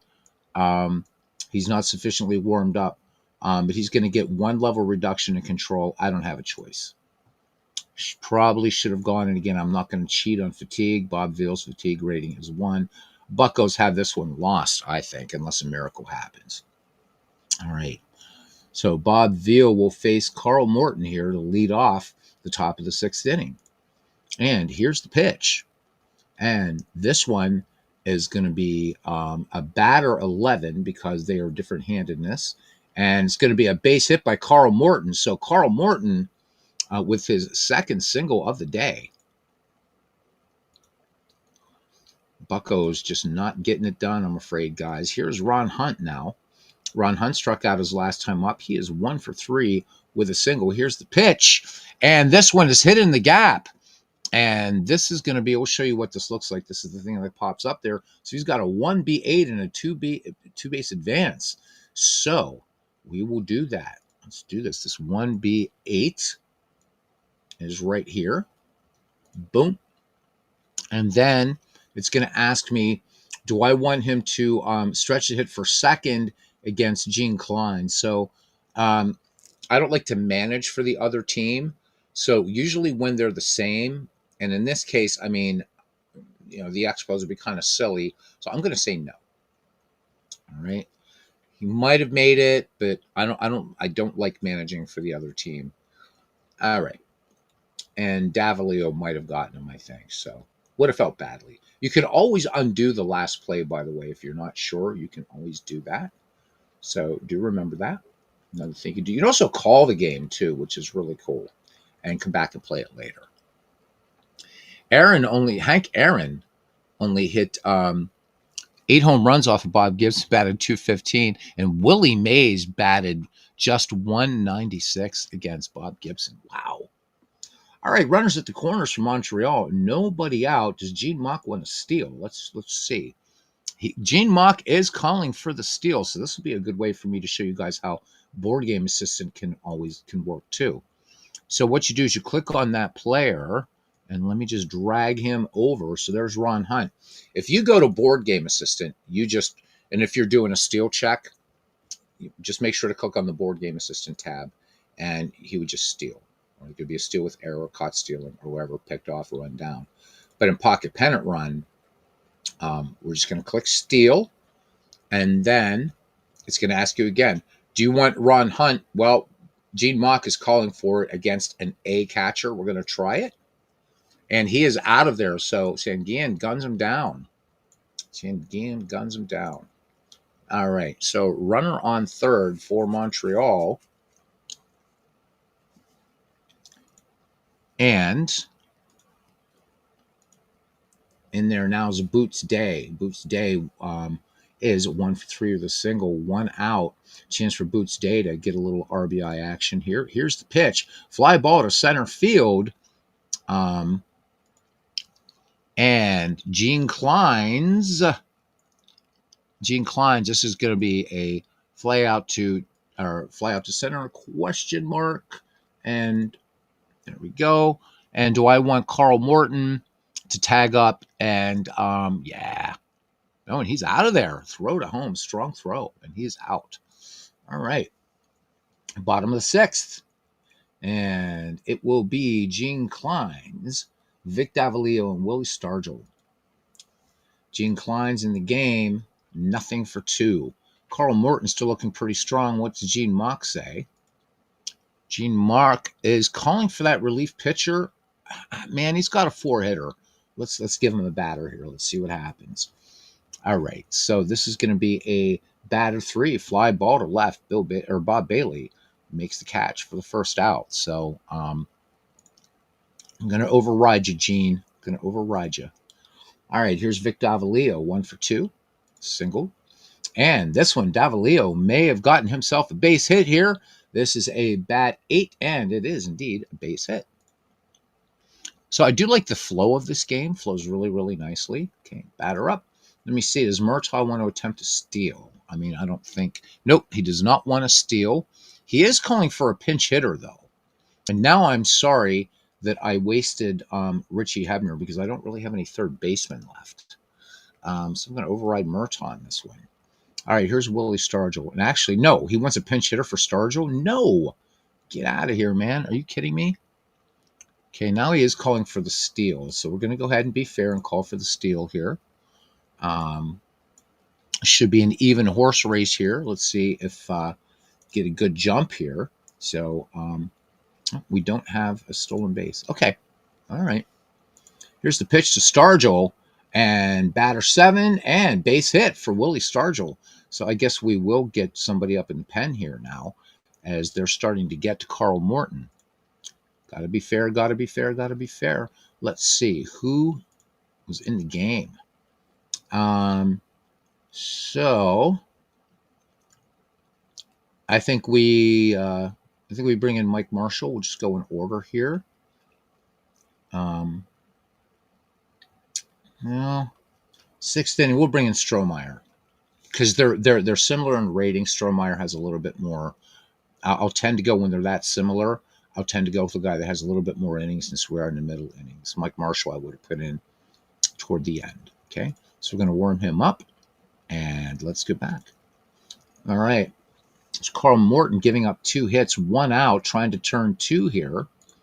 And coming to the plate now is Al Oliver, double and a strikeout in this game. Here's the pitch to the Bucko, playing first base today, actually. And this one is going to be a batter 7. And this is going to be a ground ball to short, but the lead runner is going to advance.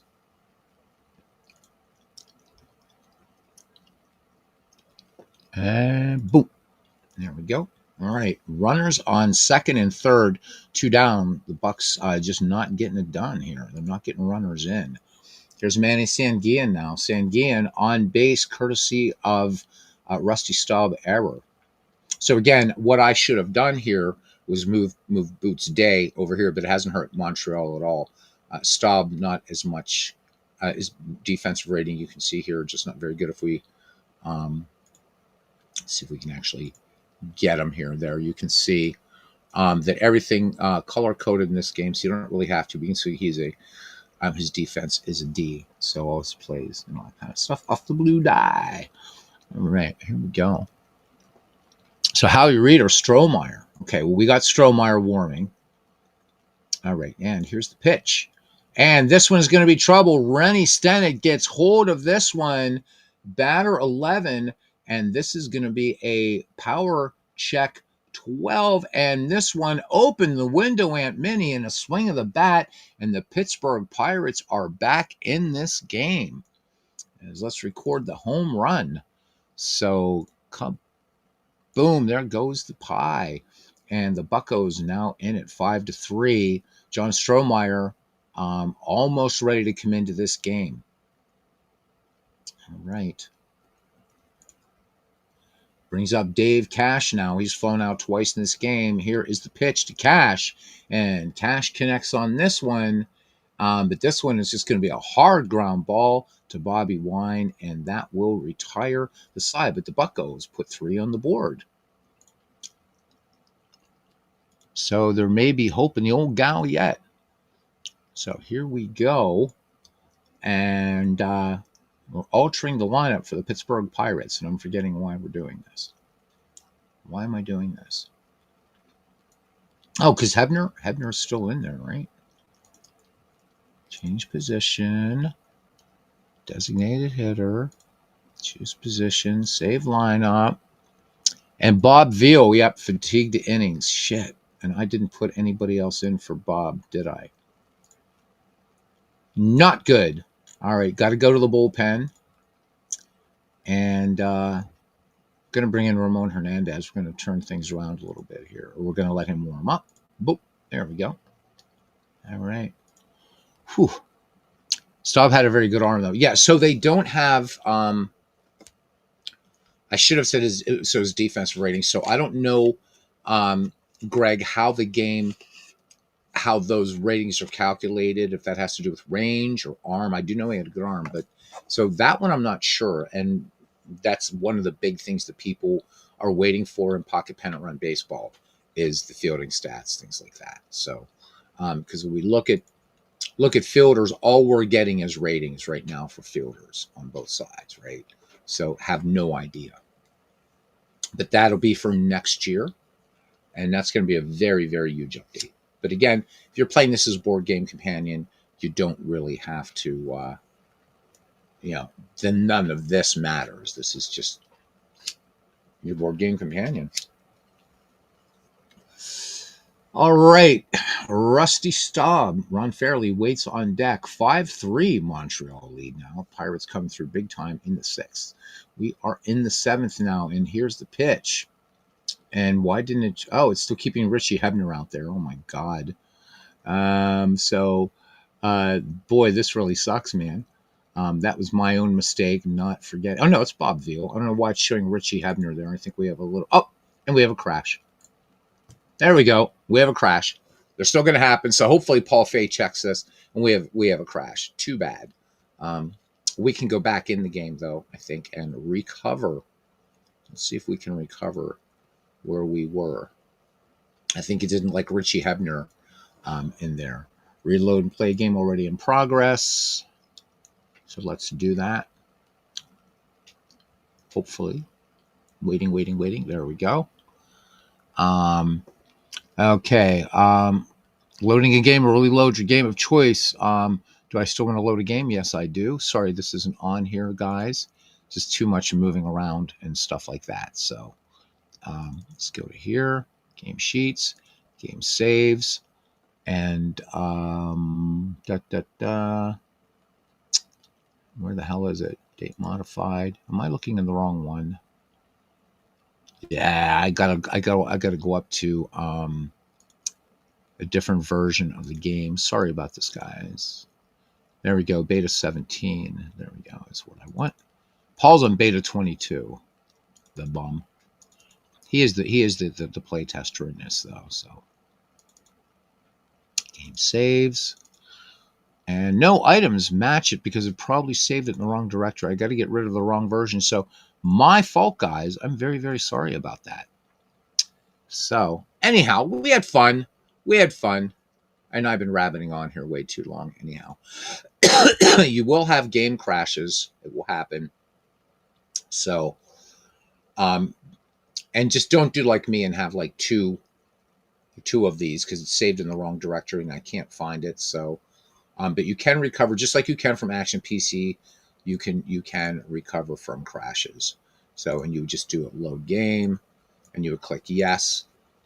And just so you guys can see, you can browse for the file. And again, my fault. So, but if we go to game sheets, just so you see how it works, and game saves. So I don't have anything in here from, oh, wait, yes, I do. Yes, I do. Hold on. Wait, do I? Oh, yeah, I do. I'm an idiot. Okay. Is this the 9th? This is the 8th. This is the 8th. Yep. So we remember John Lennon today, too. So there's the save data. Okay, and submit. Okay, there we go. So we're okay. We can continue the game. There we go. Older versions of this game, when it crashed, it was over, baby. All right, so Bob Veal kind of hurting out there. So Dave Cash is up, so this is where we're going to pick it up. Bottom of the 6th. And see, preserve those 3 runs. So, but I do have to look here at the Bucks because I got to see what the hell is going on.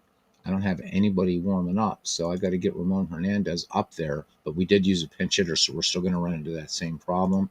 And I think I'm going to have to bring him in soon, even though he's not ready. Okay, here's the pitch. And Dave Cash, this is going to be a batter. 12, a park check. 4, and that goes off the power die. And since it's a pitcher's park, we have to go down 1, fly to left, and that ends the inning. So no harm, no foul. Okay. You can also play without the pitcher warm-up rule if you don't want to, if you don't want to play with it. All right. So I've got Ramon Hernandez warming up here. So Richie, going to change your position. And the only position I can change Richie to, you can see nothing else is not going to take. It has to be these. So he's rated for just pinch hitter and DH. So we'll just DH him, choose position, and then we do a save lineup, and then we come here. Bob Veal's become fatigued due to innings. He'll reduced. It's going to be reduced down. So there we go. But for some bizarre reason, it keeps wanting to put, this is when I need Paul Fay here, because for some reason, it's still showing Richie Hebner on the mound. Although I'm hoping he isn't. And there we go. So Paul, guess what? I have a reproducible bug. With that, guys, we're going to go ahead and close it off. Don't let this turn you off to the game. Crashes are bound to happen in games. It is pretty stable. But it's what it is, man. Kind of sucks, but there you go. So thank you guys for coming in today. I don't know if I'm on tonight. We will play something, maybe some Diamond Mine baseball, but got stuff to do to get ready for work. Tomorrow, another week, another week, another week. So thank you to Greg Gorecki. Greg was so awesome today in chat, keeping us up with what's going on. So hopefully, Paul Fay, you saw what happened there. I've got to get rid of the other old betas, I guess. But when I was wondering why Richie Hebner was on the mound, I'm getting it wasn't bringing Bob Veal, or it wasn't bringing that relief pitcher in like it did earlier in the game. So that's a pretty significant bug. All right, so thank you to Greg Gorecki for all your commentary going all through the game. Cousin Ken Castro, Stick Tap Sports Network, Hfield07 was with us today. MV here asking some good baseball questions. Thank you, buddy. And Tribe Fan, I'm sorry I didn't see you, man. And he's long gone. Tribe Fan was here with us for a little while. Dwayne Martz also. Jack Dawson. Thank you, Jack, for coming in. Truth Hurts Wookie was here. Our Diamond Mine baseball guru. David Lando was here. Parallel League. Sorry I missed you. Shackus was here. Jesus, man. I wasn't paying attention to anybody. Tape Saturator was here. Philip Reynolds was here. And I think we pretty much got everybody. Yes, we did. Ken Castro, first one in the ballpark tonight. So, guys, thank you very much, and sorry for the crash. Shit happens. Stay tuned. All right, till the next time, we'll see you around the batting cage. Bye-bye.